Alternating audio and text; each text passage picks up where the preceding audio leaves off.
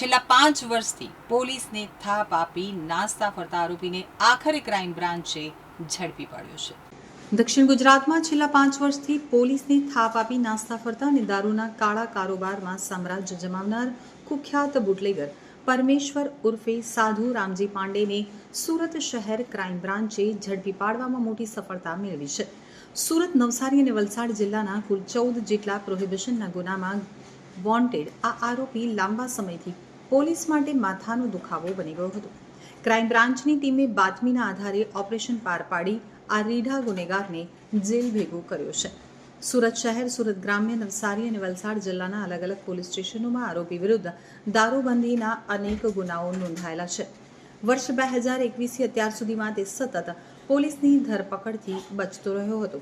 આરોપી પરમેશ્વર ઉર્ફે સાધુ પાંડે મૂળ બિહારના ચંદોલી જિલ્લાનો વતની છે અને હાલ સુરતના ભેસ્તાન તથા વલસાડના વાપીમાં રહેતો હતો. તેની ધરપકડથી દક્ષિણ ગુજરાતના દારૂ માફિયાઓમાં ફફડાટ વ્યાપી ગયો છે. પોલીસ તપાસમાં બહાર આવ્યું છે કે પકડાયેલ આરોપી સાધુ પાંડે અત્યંત શાતિર રીતે પોતાનું નેટવર્ક ચલાવતો હતો. તે સંઘ પ્રદેશ, સેલવાસ અને દમણથી ભારતીય બનાવટના વિદેશી દારૂનો મોટો કોમર્શિયલ જથ્થો ખરીદતો હતો. આ દારૂને તે રેલવેના માધ્યમથી અથવા હાઈવે ઉપર ખાનગી વાહનો દ્વારા હેરાફેરી કરી દક્ષિણ ગુજરાતના ખૂણે ખૂણે પહોંચાડતો હતો. તેના સાગરીતોની મદદથી તે વલસાડ, નવસારી અને સુરતના સ્થાનિક બુટલેગરોને માલ પૂરો પાડતો હતો.